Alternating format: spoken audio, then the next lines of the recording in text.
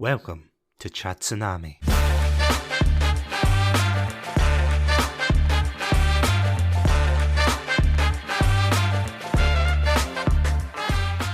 Hello everybody and welcome to another episode of Chatsu-Nani. I'm Satsunami and joining me for Halo Month is of course my Spartan in Arms Adam. Hello, good to be back. And of course we couldn't tackle this particular topic without some reinforcements, so joining us from the skies is our very own ODST, Greenshield. Greenshield, welcome back as well. Lock and loaded and ready to talk about this movie. You said that with such conviction, Greenshield.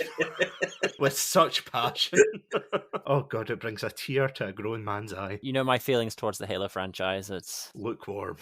I mean, it's not that bad. We have played Halo 4 together. Okay, scratch that comment. That's probably not the best example to jump into. Or would you say it's like the best game to jump into, Adam, as a new time player? Maybe not if you're doing it by yourself, but I think if you're playing with others, it's any of them are pretty much okay to like drop into. Well, you started on 3, so there's literally like you're not coming to this for the the story and everything. You're coming to this for the exciting action. I think I also started with Halo 3. You casual. I know. We're all casuals here. To be fair, this is a casual Nami podcast now. Insert astronaut meme. It always has been. All this time, always. As you may have slightly noticed by the past 2 episodes, we have indeed been focusing on a particular indie gem called Halo. You know, that old indie FPS shooter. Yeah, the first episode we talked about Halo Infinite. The second episode, I challenged Adam on his, knowledge, I want to say, on the Halo lore. My ability to guess. And you did it so well. So, you got 3 out of 7. I mean, that's a passing grade in some countries. Yeah, exactly. If you lower the pass mark, it's a passing grade. Exactly. Of course, we can't have a month going by without having a Chatsu-Nani episode. Today, we are going to be talking about really an anomaly in Halo. As we talked about last week, Adam, Halo has, books, it's got obviously games, it's got comics and things, but one of the things you wouldn't really expect it to have is anime. And of course, the show we're going to be talking about today is the 2010, I was about to say hit, but I don't think it was as much a hit as I thought it was, Halo Legends. Now, I've got a question. Before I go in depth about this series, did any of you ever hear about this? I had no idea. I'd never heard of this, I have to be honest, until you brought it to my attention. I did know of Halo Legends and its infamy, but I didn't really know what actually happened in it. I didn't realize it was a chronicling of different stories. I'm not quite sure what the exact wording would be. It's not serialized. I guess it'd be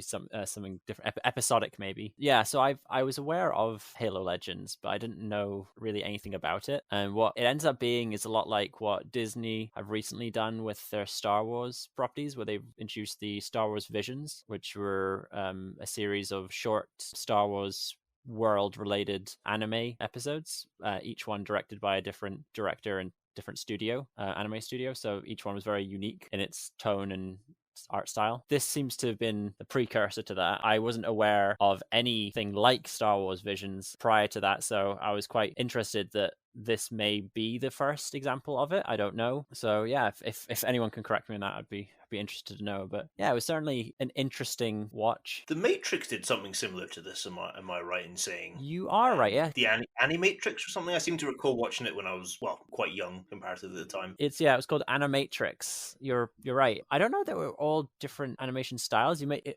might have been. I was so young when I last saw any of it. My only memory of it, I've not watched it properly, was walking into my brother's room while he was watching it, and it was like a really graphic scene when Android was like going to crush someone's head. My brother made me like close my eyes and turn away, and so that was like my only real kind of like memory of Animatrix. And I've been trying to watch it ever since, because I'm like now a grown man, and I'm like, I feel like I can probably handle the Android crushing the person. So I would like to check that out, but I've not been able to see it since, so I'd like to check that out. And now this time around you're experiencing a whole different type of trauma through Halo Legends. You're wishing an Android was crushing your head. Pretty much. It did seem that way. I mean, Halo has never been so Japanese, is what I'll say. So yeah, to give a bit of context about what we're talking about today, Halo Legends is of course a series of 7 short films set in the Halo universe, of course. As far as I know, anyway, I'm looking at my notes here, so don't worry, I've came prepared. Yeah, there were apparently 6 Japanese anime productions that worked in this. Some of them I don't really recognise, so Greenshield, please feel free to jump in. There was B Train, Casio Entertainment, Bones, Production IG, Studio 4 Degree. I don't know if this is correct. It's Studio 4 Degrees Centigrade. Or 4 degrees. That's the way it's written. Studio 4 Degrees Centigrade. I don't know if it's that or just Studio 4 Degrees. And of course, Toei Animation, which you and I both know as the creators of works like Dragon Ball, One Piece, basically any anime that doesn't have a definitive ending. I bet I can identify which one was the Toei Animation one. I identified an art style. I even noted it down. Why does this one look so Dragon Ball Z esque? And so I think that one will probably be pretty clear. Studio Bones is another one I'm familiar with. Can't off the top of my head tell you what they've done before, but I recognize that. I don't think I recognize any of the others though. Other than Toei Animation, although some of them looked better than others, but we will go into that more in depth in the main episode. Yeah, Toei Animation was definitely the one that stood out to me. Out of curiosity, before we move into the main discussion, did you recognize any of the styles, Adam? Were any of these familiar to any shows you've seen before? I can't say they were, I have to be honest. There was nothing that where I was watching that I was like, oh, this seems familiar. It was all new to me. And that's the best way to watch Halo Legends, blind. And yeah, see, without any further ado, will we just jump into it? Sure. Oh, and just to clarify, Studio Bones made My Hero Academia. Did they? Yes. Huh. Every day's a school day. I could hear that disappointed. Just get on with the episode. Let's jump into it. But before we do, as always, we will be right back just after these messages. Welcome to Chatsu-Nani, a variety podcast that talks about topics from gaming and films to streaming and general interests. Previously on Chatsu-Nani, we discussed Game of the Decade, Deadly Premonition, the romantic thriller, Birdemic, and listen to us get all sappy as we discuss our top 5 Christmas films. If that sounds like your cup of tea, then you can find us on Anchor, Spotify, YouTube, and all good podcast apps. As always, stay safe, stay awesome, and most importantly, stay hydrated. We are Beer and Chill Podcast. Podcast where we review TV shows, games, movies, and whatever else takes our fancy. So what are you waiting for? If you're a cool kid like us, you're gonna listen to the Beer and Chill Podcast. You can get it anywhere from Spotify all the way to your grandmother's radio. My name is Jan. And I'm Craigie C. And we are Beer and Chill.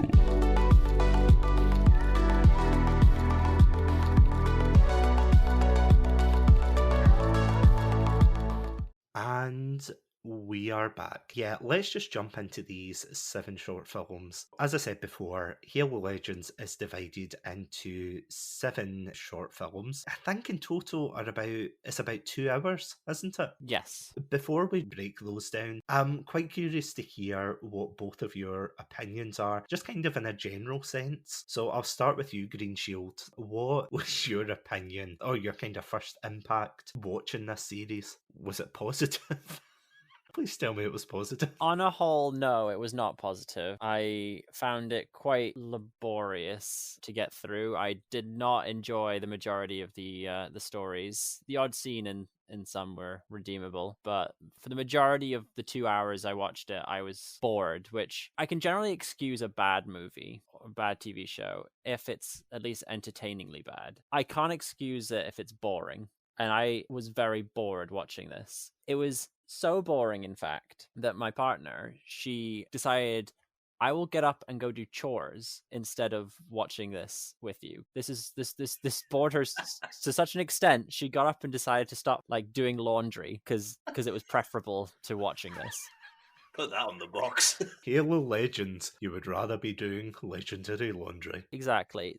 There were aspects of it that I found interesting. I appreciated learning a little bit more about the Halo universe, something that I was not too familiar with previously. I feel now much more in touch with the history of the Halo franchise. So that's something. But as I said before we started recording, the notes I was taking were complete stream of consciousness.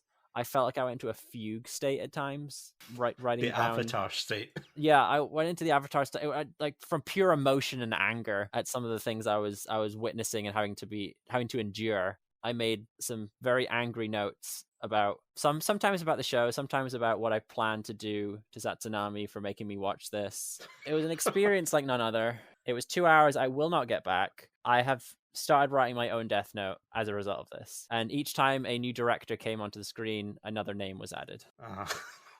Wow. Adam, what were your thoughts? I'm quickly moving on before Greenshield has any time to write my name in the death note. So, Adam, what did you think? Oh, I thought this was the best anime that we'd watched so far compared to everything else. I swear to God, Adam. Oh God, I feel my heart.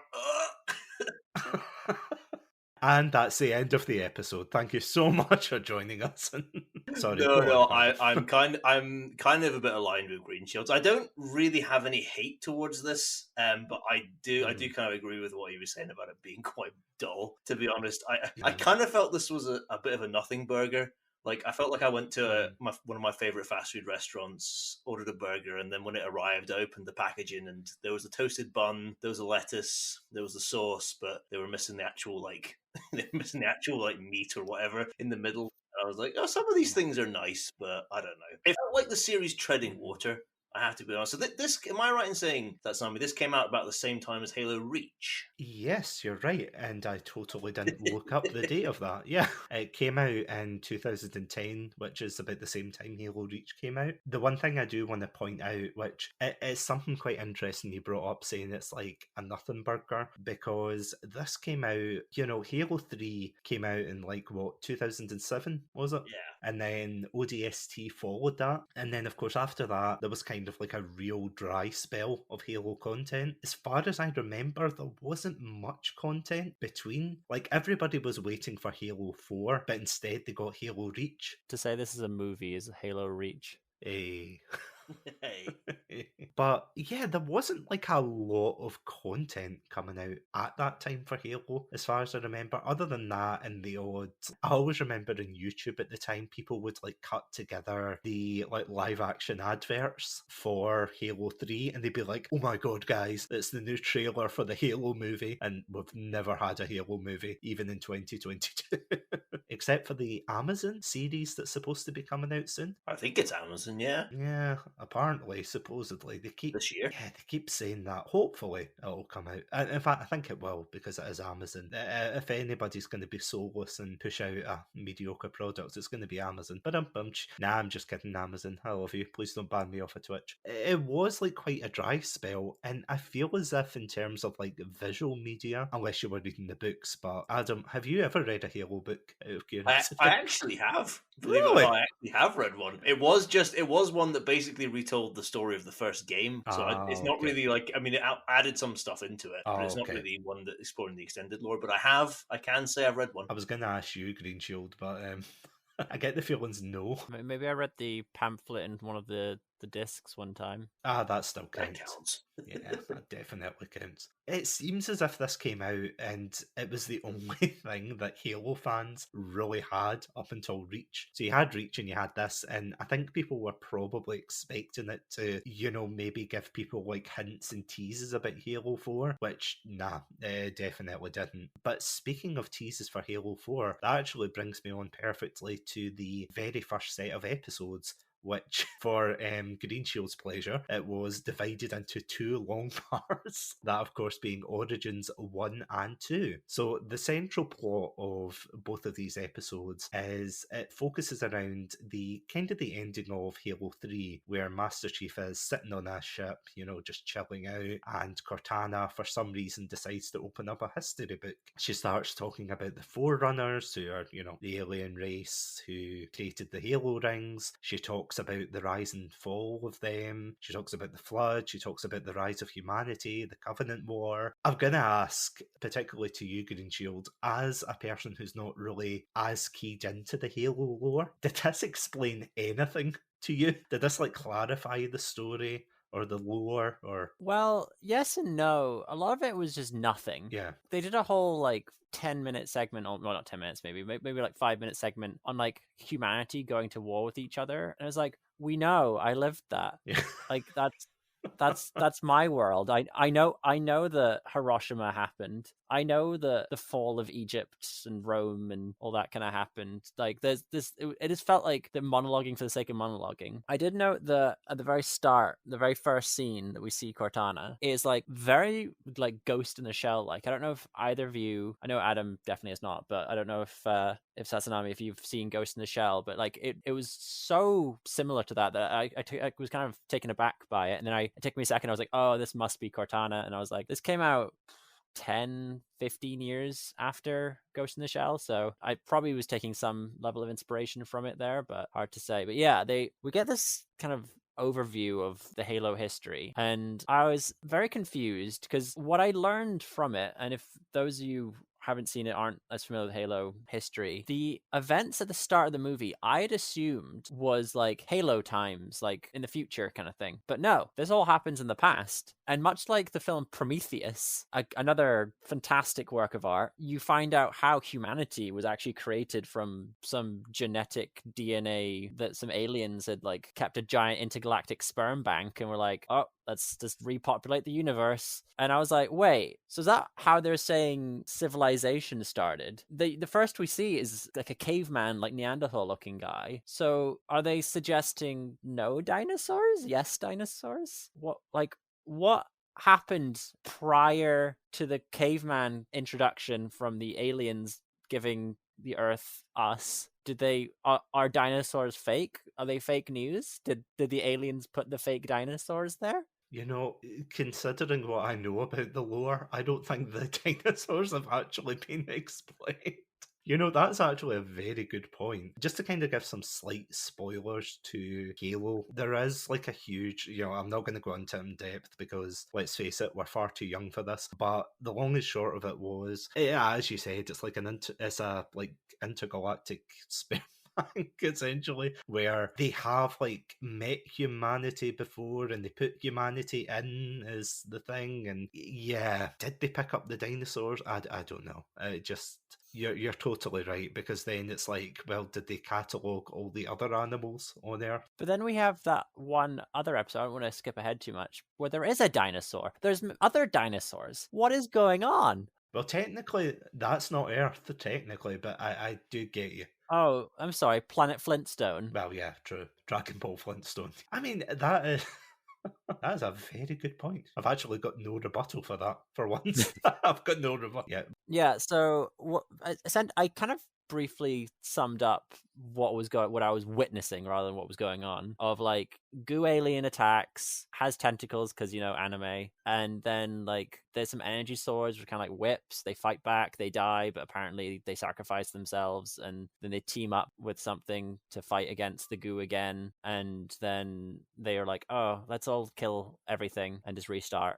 I've summed up 25 minutes of what happened. At this point of me watching, I had just fully taken in like, okay, this is 2 hours. I'm watching 2 hours of this. Because again, I did not know that this was split up into mini episodes. So I was like, okay, this is like that history and lore thing for Game of Thrones that I've seen. This is 2 hours of this. And like, I was dreading it. I was absolutely dreading it. And so when I started to see that like this was over and something else new was starting, I went, oh my God, the movie is actually starting. And I thought this was all just like the precursor to this like grand hour-and-a-half movie that was about to start. And then the duel happens. So I don't know. Adam, what was your take on Origins before we get into Duel? This, from my opinion, was the worst way to start this film. This was so dull. I honestly about fell asleep, about fell into a coma during this. For me, who's a bit more well-versed in the kind of Halo mythos and stuff, I didn't learn anything new here. This was all stuff that I knew, that the games before had explained. So I was sitting here like, why am I being told? And this is what surprised me. I was like, I presumed for the most part, people who would watch this would have like played the Halo games and kind of be a bit au fait with it. So I was like, you're not telling anything new here to anybody who has like played any of these games. So I thought this was terrible, a terrible beginning. There were two strands here that kind of encapsulated my kind of dual feelings about this this whole thing. One part was that I loved hearing the music again. I really liked how through the whole of Halo Legends they actually have like the original score and the original music, and I absolutely adore the Halo music, so I loved hearing it. And the second part was I hated hearing characters, like established characters in the Halo universe, but with different voice actors. So this was Cortana in the first bit, and it's a different voice actor, and it just not to like, you know, crap on the people doing the new voice actors, but I just really don't like that. I don't like hearing established characters with different voices. And this kind of happens later on, the Master Chiefs in some of these later episodes and voiced by somebody else. And I always find that very jarring. Yeah, like I really don't have much to say about this one. I thought it was so dull. I thought the art style in part one looked like it was drawn by a child. I thought it was terrible. Like the way like the elites, you see like kind of like caveman elites. I think at the end, oh my god, the way they looked like something I would draw, and that's not a compliment. Part 2 looked slightly better, I thought, so I was like, all right, that's fine. But I just thought it was such a terrible way to open this, to be honest. I noted at the start that the animation style is somehow both really basic and detailed at the same time. I don't know how they accomplished it, but I just did not like it. It was very unpleasant. It feels very static, doesn't it? Yeah. You know, it's like action's happening, but it feels as if it's like, you know, like when you watch my edits and it's like you've got a still image, but you've got something like moving across the screen. It was like a GIF. Yeah, it's like a GIF on top of a still image. Adam, you'll know what I'm talking about. But do you remember the beginning of Cortana, where it's like basically to explain to you, Greenshield, it's like a JPEG on the screen, and then you see the ships flying towards the JPEG, and it's clearly a JPEG they're flying towards, and you're like, yeah, no, that's just lazy. It's the same for that. I totally agree. It felt as if for a story like Halo, which is massive and bombastic, and you know, it has got such a grand scale of like intergalactic genocide, it felt very slow, and even the action scenes,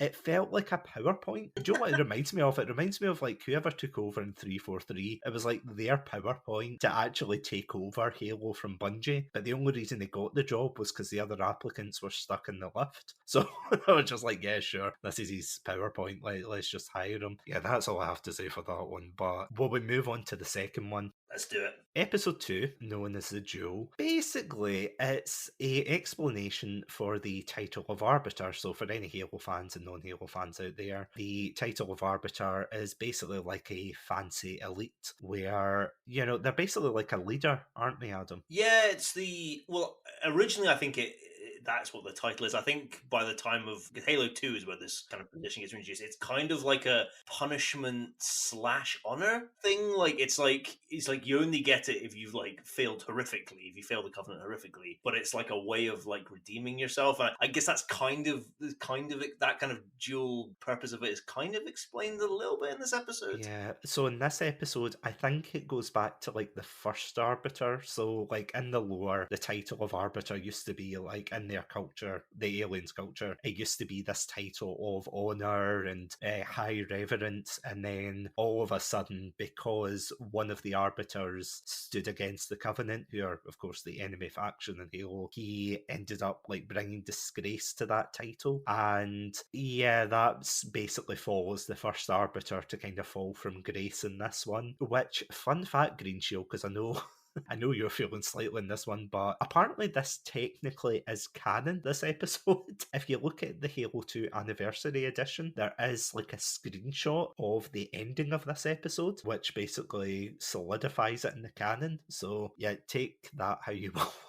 With happiness or salted rage. I'm going to be honest, see, before you guys jump in, this is probably my least favourite out of all of them. Like, I would rather watch Origins again rather than... Well, I suppose it's on par, but I feel as if this is the worst artistically. I would rather squeeze 2 lemons in my eyes, and if I did, it would be less blurry than the animation style of the Duel. My partner came back in briefly and then left after seeing this one, and she just commented that it looks like there's a drunk filter on the camera. It looks like, it made me feel queasy watching it. It was so bad. I had no idea what was happening most of the time. The dialogue was written so poorly. And why is it Japan? The Covenant Arbiters, whatever, were wearing kimonos, and and had like samurai fights, and like their buildings looked like feudal Japan. Make it make sense, Chatsu-Nani. Make it make sense. Well, to be fair, and this is like years later in hindsight, like about 11 years later in hindsight, but Star Wars Visions technically did the same thing. And I think it's just because it's anime and it's like got Japanese influence Mhm. and it's their interpretation, which I'm gonna admit, like, although I found it off putting the first time I watched it, I appreciate the kind of twist on it. It make like lore wise, it does not make sense. Like, I don't think they would have been running around in kimonos, and I'm not just saying that. I genuinely, Adam, back me up here, but there's been no like Japanese influence for the elites or anything, as far as I'm aware. I could be wrong. There could be a book out there, you know, like the Bushido Code of the Arbiter, but I don't know. I genuinely do not know. But I totally agree. I thought the art style in this was horrible. Initially, I liked it. I thought, oh, I can't wait to see where this goes. And then all of a sudden, things started moving, and you were like, oh no. Oh no, I was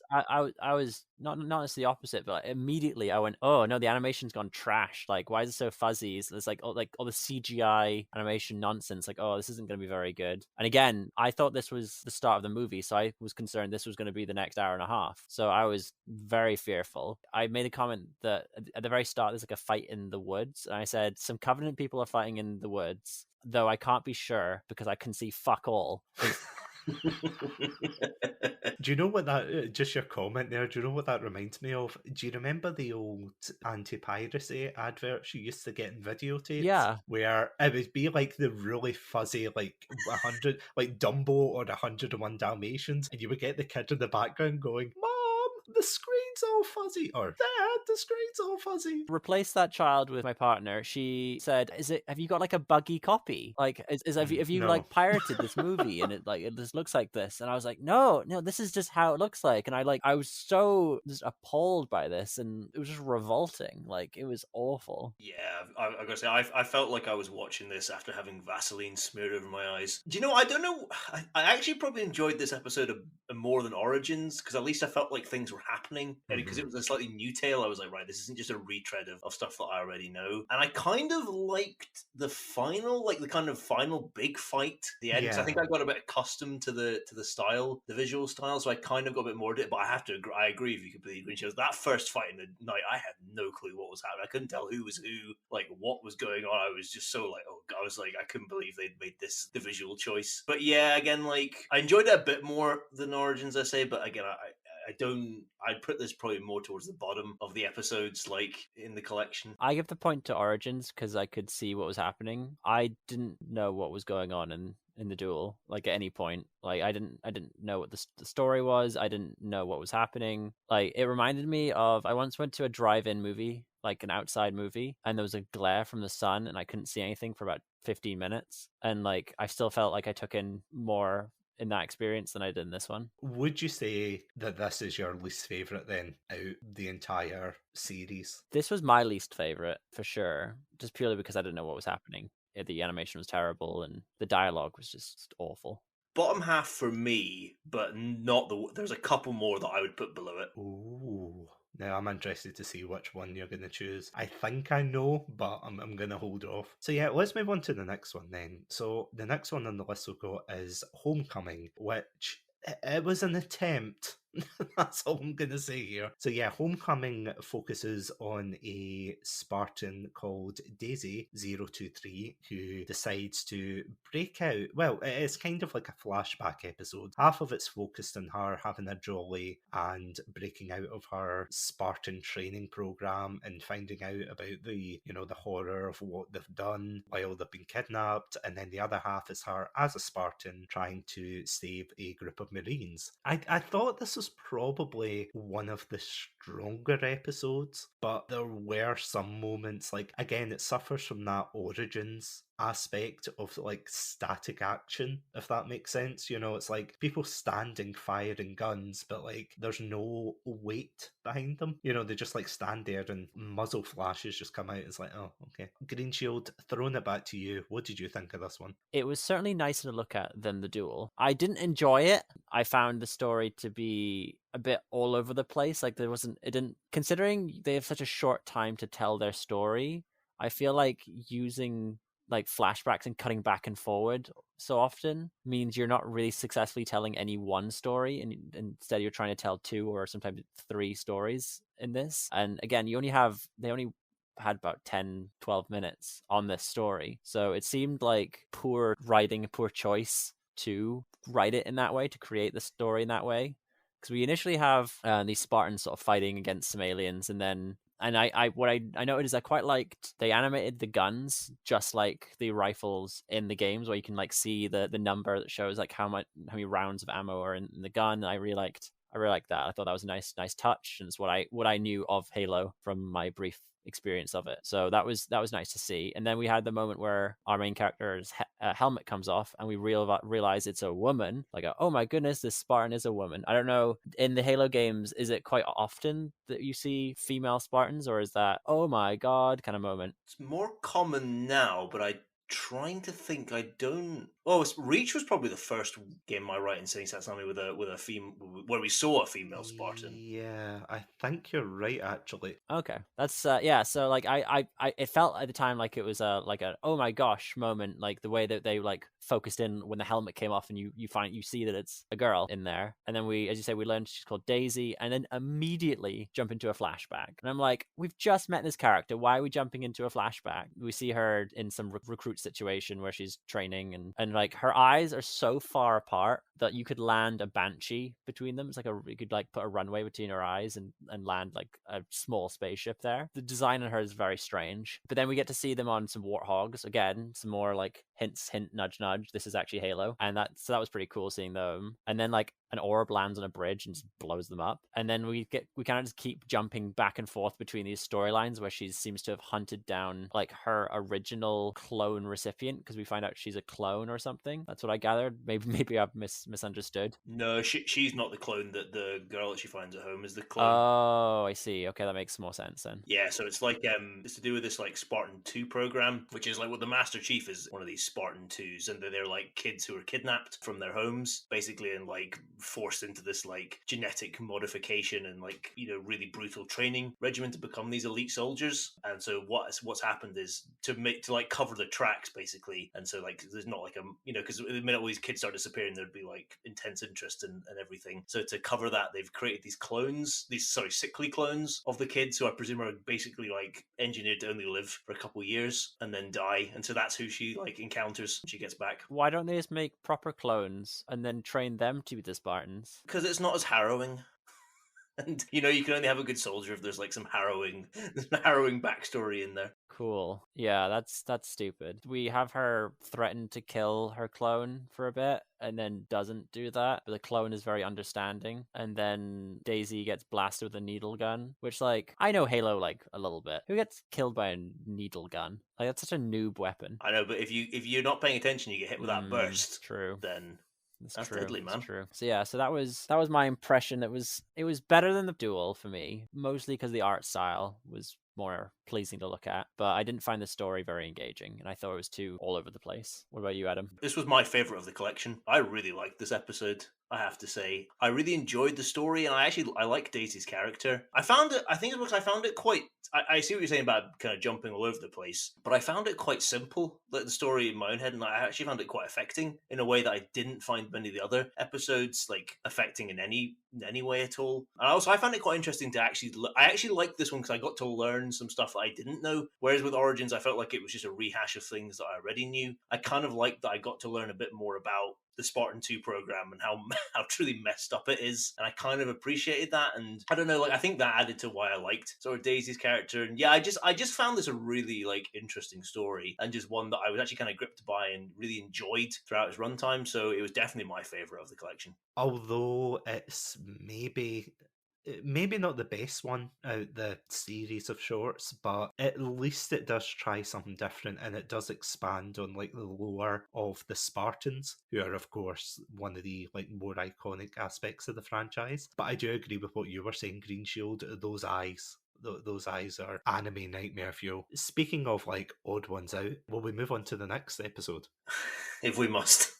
So the next episode is Odd One Out, which is a bit more of a comical take. It focuses on the Spartan 1337. Yeah, very subtle. And he, of course, is a very comical chap who looks very much like Master Chief. Falls on a planet that basically is just like any planet you would find in like Dragon Ball Z, really. Yeah, just think of the barren wastelands and add dinosaurs, add a huge like angry monkey. This is basically like Halo meets Dragon Ball. You know, those people out there writing their Dragon Ball Z ex Halo fan fictions? Stop. Just stop. You know, this is it. This is the episode for you. I hear a lot of people asking for Goku in Smash, people asking for Master Chief in Smash. I mean, you already have the mashup here in the Halo Legends, so I don't think you really need to have either of those characters in Smash Brothers. Nah, not really, to be fair, not really. Adam, I'm going to switch it around this time. What did you think of this episode? So this is what Dragon Ball is like then. Yes. Yeah, this was a weird one for me. I get what they were trying to do. There was some goofy fun to be had in this episode. I won't lie, I chuckled a bit at it, but this felt so out of place to me. Like, especially coming after Homecoming, which is the like tale of this like child who's been kidnapped and then escapes and discovers that she's been replaced with this clone, and then it's like back to the harrowing like test facility to be turned into a super soldier, and then it's like, oh, and here's this like really goofy episode, and I don't know, it felt such a jarring tonal switch to me, and even in the episode as well. So for the most part, the episode is trying to be this kind of like oddball, kind of goofy, as you say, like Dragon Ball-esque thing, and I'm okay with that to an extent. I'm like, okay, that's fine. I kind of see what you're doing, but then at the end, they try to have this kind of almost like affecting emotional like moment where we find out there's like this AI that's on the planet, and it's like assumed this mother role for these children, and to me it just felt all over the place, this episode. I still think Origins is my least favorite because it put me into a coma nearly, but this one was my next least favorite because I just felt like I got slapped in the face like with a fish or something. For this one, I was just like, what is happening here? So yeah, I was not a fan of this one. I did like the action in this one, I have to say. I don't want to say bombastic, it wasn't bombastic, but The bombastic smorgasbord. exactly, a bombastic smorgasbord, patent pending. Yeah, I do agree.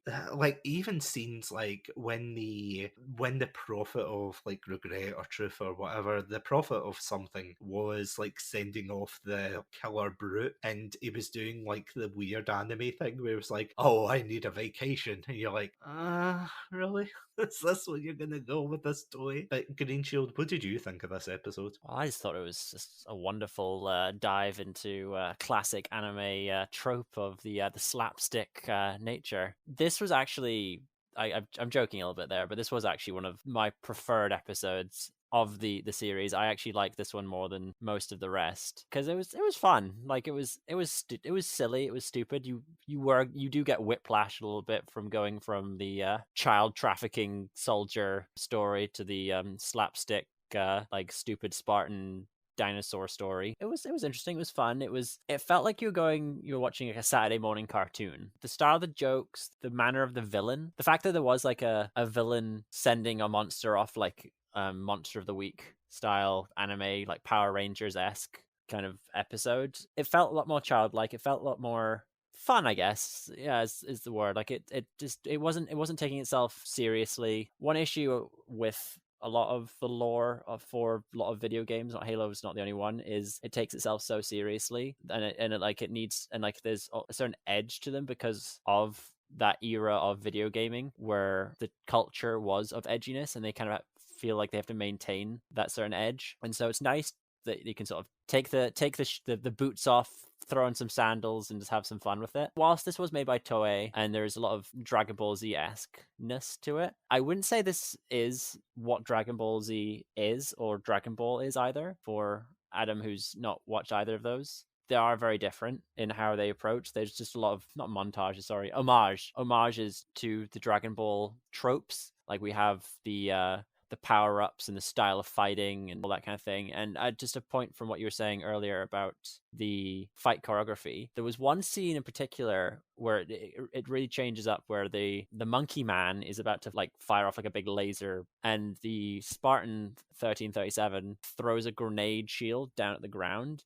And that just action of throwing the grenade shield down at the ground was like so beautiful. Like out of nowhere, I was like, wow, that looked really good. So that kind of took me aback a little bit. I don't know what you guys thought of that. It was interesting seeing, because obviously Halo is just like a kind of typical, FPS shooter and space shooter by extension. So it was quite interesting to see like hand-to-hand anime combat, if that makes sense, and also try and weave in the Halo-ness, if that makes sense. It wasn't like he just turned into a Dragon Ball character and he powered up and things. He was like using these bubble shields. He was using his like assault rifle and everything. I did think that was really a good way to integrate that into the action and just the story as a whole. But I will agree, this is definitely one of the sillier sides. But what did you think, Adam? I have no recollection of that action that Greenshield is talking about. I'm going to be honest, this just kind of, after a little bit, I kind of became a bit numb to this. And I was just kind of waiting for it to end. It didn't do it for me, this one. I'm sorry. So what you're saying, Adam, is you're the odd one out in this discussion? Apparently so. Apparently so. I don't like having fun. I want the edge. Give me the edge back. You want Edge? We'll jump back into Death Note. Oh God, no. One day. What have I done? You want Edge? I'll give you Edge. You're a paper cut from the Death Note. Yeah, our next episode on the list is, of course, Prototype. I have to admit, this is probably one of my, although it's a bit of a cheesy ending, it's one of the higher up episodes for me. So Prototype basically focuses on a sergeant, or I can't even remember, is he a sergeant or a captain or something? And he basically pilots a mech suit that's like a prototype. But my God, they should have put their funding into this suit. Rather than a goddamn Spartan program, they should have been funding these suits. And of course, he covers his troops' escape by basically blowing up the entire Covenant. I thought the action was really good. I thought the action was stellar, but the story in this fell a bit flat. But what did you guys think? First off, I'm just jumping right away to the end of Prototype, because I have a question. Did he say that the ship was called the Heart of Midlothian? He did. Yes. That's a football team based in Edinburgh. Nice. It might be something else. I don't know. So what we're learning is that the creators of the Halo program are from Gorgie in Edinburgh. Is what I'm picking up from that. But that's a very regional specific reference. So I found this one boring again. The action was kind of cool. The mech was fun. They did a time skip. Why? There was a girl soldier's dying, and she's like, "Remember, be human." And then it's like 3 years later, some other characters we see are like under fire, and they're like, "Oh, where's Ghost? Oh, this is a suicide mission. Every time Ghost does a mission, all his troops get killed." Said Ghost rocks up in a mech and is like, "I've got this mech now." And then his like commanding officer's like, "No, don't use this mech that is clearly going to help us win this battle. No, that's not what you're supposed to do at all." Can I just say it's kind of ironic? The woman's like, "Be more human," and he's like, "Step in a Gundam." Got it. Yeah, getting the robot Ghost. But sorry, go on. And then they did this whole thing, and I was just wondering, like, what was the point of the scene with the girl at the start? This is silly. And then they're like, "Oh, the trigger word to detonate the mech is the word that she said 3 years prior." I don't know about you. When I make a password, like, has he made that his password for everything for those 3 years? Because, like, I'm not remembering a thing from 3 years ago as my password. Do you think he had to click, like, forgot password and do all the security questions before he got, like, ability to, like, find the be human thing again? Are you saying he had to do a captcha to prove he was human? I am saying that. I mean, Nice. probably. Yeah, I think he would just break down in tears at that. Be like, "Oh, Or you prove that you're human. He just starts crying. ah." He blows up something, and then his commanding officer, who I'm pretty sure is the same one who was like, "No, stop winning the war," is then like, "He was a true hero. Let us leave in our Heart of Midlothian ship." That was something. It was certainly 10 minutes of my life. But yeah, what do you think, Adam? So after Homecoming, this was my next favorite one. I really liked this one again. I thought it was a simple tale, but I found it effective. I really liked it. It's a very well worn, like, cliche character arc. It's the soldier who deadens themselves and like destroys their humanity to become like the most effective soldier, but then learns to be human again as they sacrifice themselves. So it's very much a cliche, but I don't know. I quite like that. I like that kind of character arc. I like that cliche. I agree with you, Chatsu-Nani. I thought the battle scene in the mech was really cool. I really liked it. Probably like my favorite bit of action in the whole of this collection. So yeah, well, I don't. It was quite a simple story, but like I don't know. I really really liked it, to be honest, and said it was probably my second favorite. Will we move on to the next one then, or is there any like final closing comments any of you have? Be human. The Babysitter. The penultimate episode is The Babysitter, which of course is it's okay. Again, this is one where I don't think the animation was as good. It basically follows a team of ODSTs who are basically like the special forces of the Halo universe. They follow a Spartan who looks like Master Chief deceptively. Plot twist, that isn't the Master Chief. Yeah, it just kind of explores their rivalry as they try to kill one of the prophets. I thought this episode was okay, but I just thought they were a bunch of whiny bitches at times. I don't know, what did you guys think of this one? Okay was the exact word that I wrote down to describe this one as well. Yeah, I agree. It was another cliche driven one for me. You know, it's that story of like, you know, of learning, like if like being I should be the one to carry this out, and then learning that, you know, learning more about yourself and learn. I don't know. Yeah, but it felt another kind of cliche driven one. I did laugh and roll my eyes. Like the opening of this one, it's like it's in the mess hall of this UNSC ship, and then these two like just average grunts are just getting their lunch, and then it's like, oh, don't go sit over there. That's the ODST. No, there's the best of the best, the Hell Jumpers, and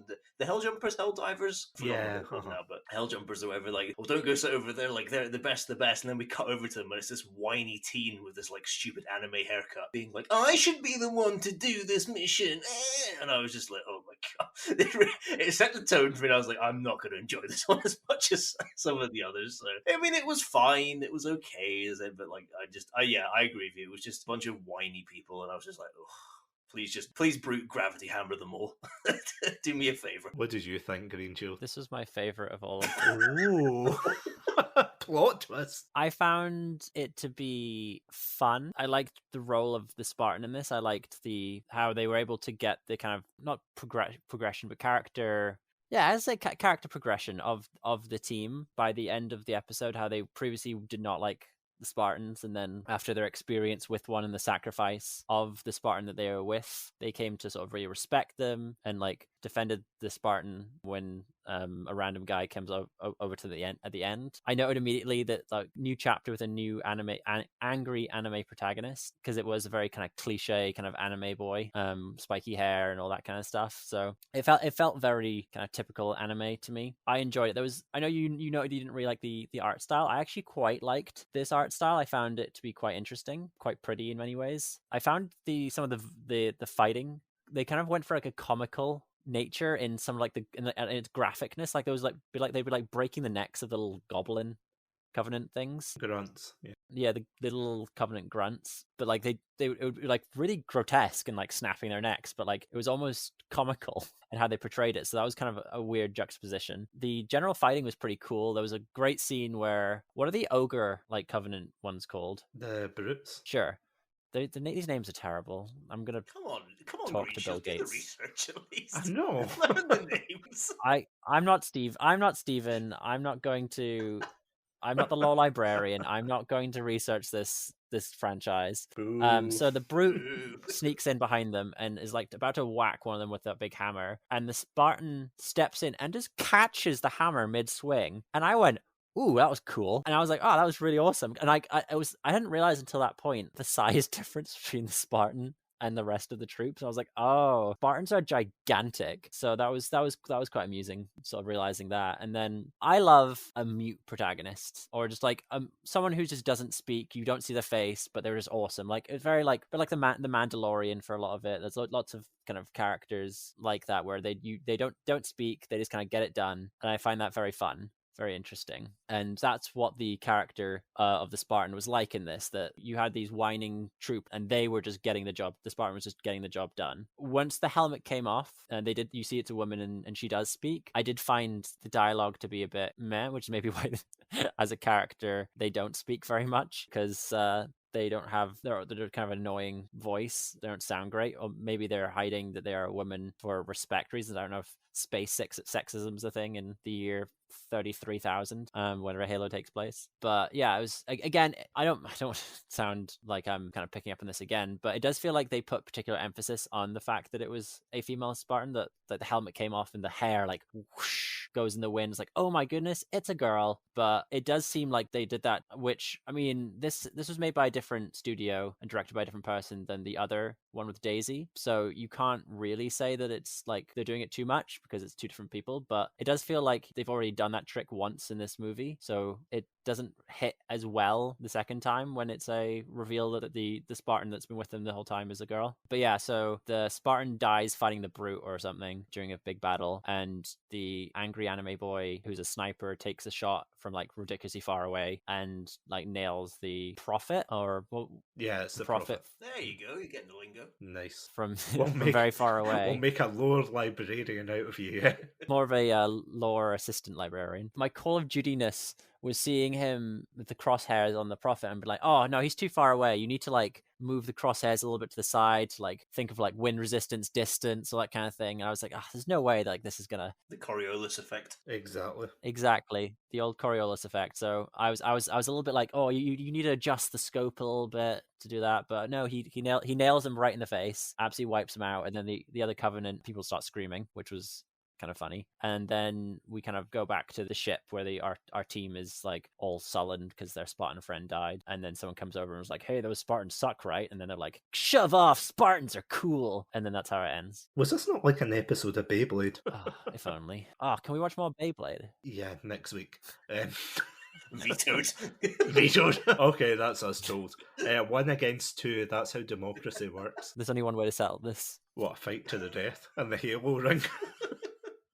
I was going to say a Beyblade match. Oh, well, that's even more fun, but yeah, no. Match on the Halo ring. Would it not just keep going? Right, you know what? I'm not even going to linger on this. It's going to take up the whole episode. My God. I think the Beyblade law states that the Halo rings were created as a Beyblade arena originally. And yeah, speaking of a grand finale that will not be us playing Beyblades and Halo, will we finally touch on the one, the only, the very baffling package? Let's finish the fight. Oh. The package. Where to even begin with this one? In the package, the Master Chief, along with, I want to say Blue Team, but you know, it's just a group of random Spartans for the most part. They are trying to save Dr. Halsey, who is, spoilers, the package. I'm not gonna lie, although I do like some of the action scenes, the dialogue's horrific in this one. This is one of the ones that, although it looks cool, it feels as if it's like someone's DeviantArt fan fiction, especially towards the ending with Dr. Halsey, who is well, in the games, she is a relatively older, mature woman. In this one, she is a young blonde anime girl, which was very surprising. I was like, oh, so where's Dr. Halsey? And then it's revealed, oh, this is Dr. Halsey. And you go, oh, are we doing this, Japan? Okay. Fair enough. But moving back to you guys, Greenshield, yeah, what did you think of the package? So most of what I have to say about the package is just like what the animation reminds me of. It looks like original Xbox cinematics. It looks like a fan-made YouTube video, like Red versus Blue. It looks like the movie Hoodwinked. Do you remember the movie Hoodwinked? Oh, that is a criticism and a half. Yeah. But like, am I wrong though? No. Does or does it not like remind you of the movie Hoodwinked? It's a little hoodwinked, yeah. Oh, it's so just ugly. Like, what were they thinking? Like, I will say when the helmets are on, it's not so bad. When they did the human faces, especially at the start, like Halsey was whatever at the end, but the human face at the start looked awful. Like, really, really bad. Like, I don't know. There was a certain time period where they were animating it in this way, and like you understood it was the best they could do with CG animation where it was. But like, why did you just not? Why don't you just like be like, it's not ready yet. Let's not make a feature movie or a short with this animation just yet. Let's wait until it's developed in a way where these don't look like Fever Dream monsters. Why have they done this? Why have they created this monster? It was absolutely baffling. What I will say about the actual story, it felt very Star Wars-y for a Halo story. The voice acting was like a Saturday morning cartoon.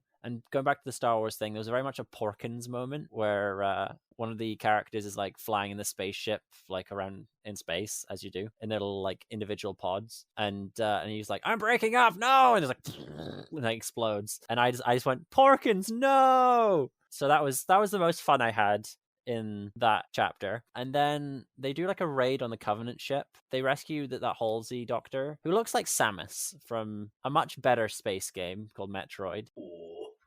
And then they run away with the highest they run away with the highest knees that like you've ever seen. They're running is so awkward looking and incredibly inefficient when they're trying to avoid like escape like an exploding spaceship to be running a Team Fortress 2 character. And then there's a moment where Halsey says, "Can't you do anything?" And like Master Chief or whoever it was just like shrugs, and that also made me laugh. And then the very last line of the chapter and of the entire thing is, "Something tells me this is just the beginning." I said out loud, like, I hope to God it isn't. I hope this is just the end and just there's no more of this, because it was just not a fun experience. But yeah, that's just what I thought of it. What about you, Adam?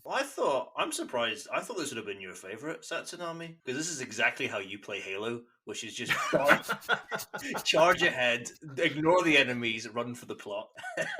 And what's wrong with that, Adam? You tell me right now. I was just just a simple comment there. No judgment. No, like I thought this episode was okay. Again, I actually thought the action was quite decent in this one. This one to me felt the most realistic to the Halo games in that it was really focused on just intense action over like any kind of like deep storytelling, which I've always said is the Halo games are at their best when they do that, when they lessen the kind of lore and the story and focus more on just, on the shooting and the action. I'm surprised those space bikes have never shown up in a game. Or as far as I know, have they? Do you know if they've shown up, Satsu, in any? Not as far as I know, no. Because it feels like the kind of thing that would definitely show up at some point, but apparently not. I got some major Doom movie vibes at one point in this when they had an FPS scene. I don't know if you've seen the Doom movie, which is very famous / infamous for having a very weird first person action scene. And there's a little bit of that in this one. I got some vibes from that. Just to bring me full circle again to something I said when we were talking about Origins, I didn't like the person voicing the Master Chief in this one. And I kind of wish Master Chief wasn't in this story, because like I'm very used to hearing a specific voice for Master Chief, and I did not like this one. Yeah, so but like I don't know, like I didn't mind this episode. I thought it was okay. I'd probably put it in like the top half for me of the episodes of this collection. It's definitely not my favorite, but I kind of like the action. I like that it focused a bit more on that rather than kind of the storytelling, and there was no boys with anime haircuts, so that was a thumbs up for me. They were all covered up with helmets. Exactly, so I didn't know. Yeah. Just one thing I want to touch on before we wrap up. Just something you said, Greenshield, where they said, "This is just the beginning." Like, can you imagine being in any other type of war? Like 1916 in the middle of World War One, and being like, "This is just the beginning," and it's like, well, no, you're halfway through the war. Well, I have to say, I don't think they knew in 1916. Well, of course, I know, but you know what I mean. I mean, in hindsight, it's a fictional war.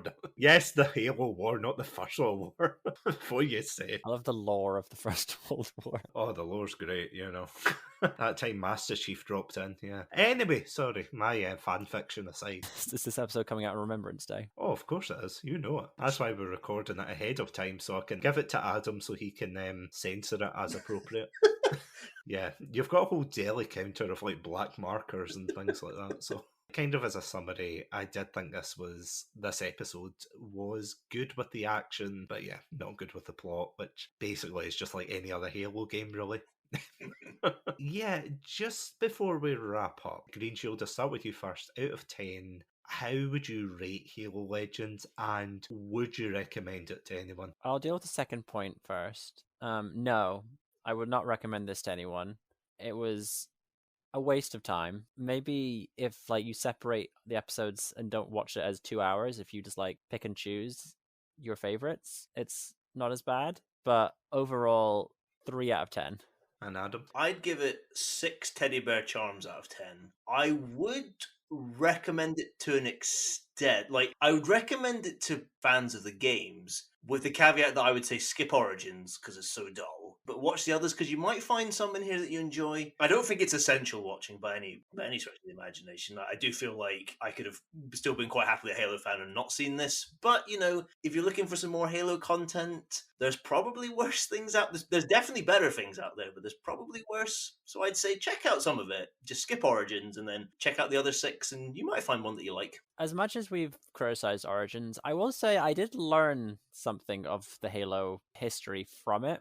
I don't necessarily think it was good, what I learned, but I can now say I understand the Halo story a little bit better.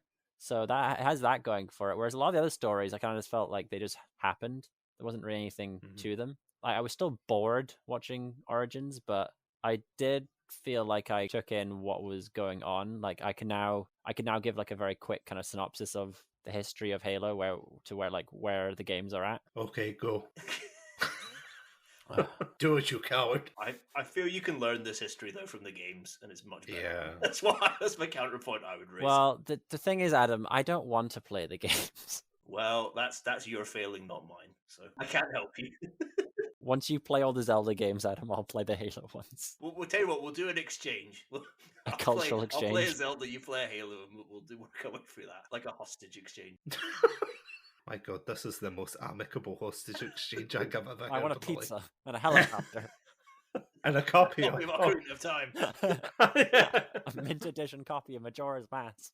Kind of echoing Adam's point there, I would probably agree with you there. I would give it more of a 6, or see if I'm being really generous, like a 6.5. Like, I think for the time, although then again, that's like saying bottle of water is great in a desert, because there wasn't as much Halo content out there when this came out. Yeah, I would definitely say this was a 6 or a 6.5 What are your IGN-esque reviews here? Throw a pair and give it a proper review. Too much water. Stop trying to be edgy and just lowering your grade to be cool. Just be honest and give it the 6 it deserves. I'm struggling to give it a 7 because I do agree with you, Adam. I do think that if you're a Halo fan, you're not guaranteed to enjoy this particular entry. But at the same time, I do think it's kind of cool in a way that it expands in some of the lore. What I do like about it is it's different, a bit like Star Wars Visions, which I'm sure we'll probably cover in a future episode. It is inevitable, but I liked the fact that they were trying different things, and not all of them landed. Absolutely, some of them were just terrible. Some of them were, blinding. The duel. I don't know. I like the fact they were trying to put their own spin on it. I will say this: a lot of them did feel kind of samey. In terms of the Spartans, I felt as if Homecoming and by extension the package were the only ones that gave the Spartans distinctive designs and things. I wanted to see a bit more of that. That's fair. What I didn't really like was the babysitter or Odd One Out, where they just looked like Master Chief. And I know technically that was a plot point in Odd One Out, but it just kind of felt like, alright, we've got another Master Chief, but they're not Master Chief, they're Master Chief 2.0 or someone else. And you thought, if you're going to be wacky, just go all out. Because at least Odd One Out, although obviously lore-wise it's not the best, at least it kind of went there. So yeah, I think it's a good supplemental. It's not necessary viewing, as you said, Adam, but it's a fun enough entry. But yeah, I would agree. Origins is like being in an actual history class, I would say. What I will say in defense of Odd One Out is, yes, it definitely, he looks like Master Chief, but I think he kind of needed to, because otherwise there's very little that holds this to a Halo story. You wouldn't really be able to tell that it was a Halo story if they didn't have a Master Chief-esque stand-in to collaborate the Toei style and the Halo franchise. I'll agree that in Babysitter that the Spartan character does kind of seems like a mute Master Chief stand-in there, but again, it's funny you single out the two I actually liked of.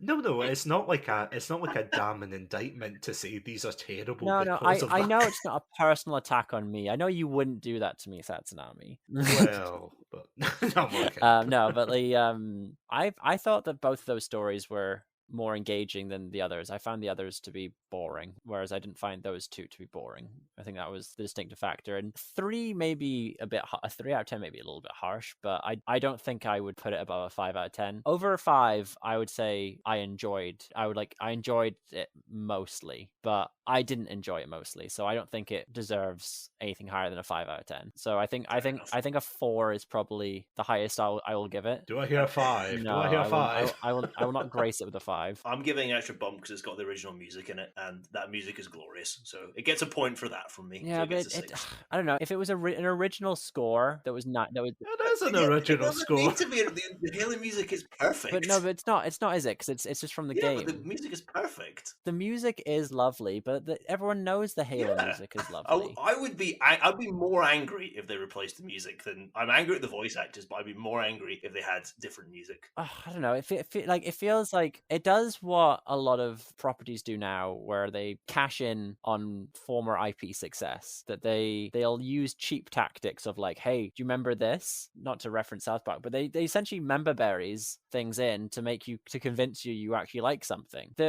Throwing in the Halo music doesn't make it any better because they're using something that was used in something that's good, because it's cheap. I would give them points for the music if they used something original to this story. Using just the Halo like orchestra is cheap. I enjoyed hearing it. I was like, oh, this is nice to hear. I wouldn't be like, oh, well done for doing that. Like, I would say like a movie like Guardians of the Galaxy, like I would say well done to the soundtrack, because they picked a bunch of songs not related to the franchise already that sort of come together and make a lovely soundtrack. But if they'd used something that was in Iron Man again, then I'd be like, oh, that's cheap. You're referencing another movie that people liked, the music that they liked from that. I don't agree that it deserves points for its music, because I think it's a cheap tactic. So what you're saying is, don't use this perfect cake that we have here. Use these leftover ingredients to make something subpar. I'm sorry, I don't agree. I respect your opinion, but I don't agree.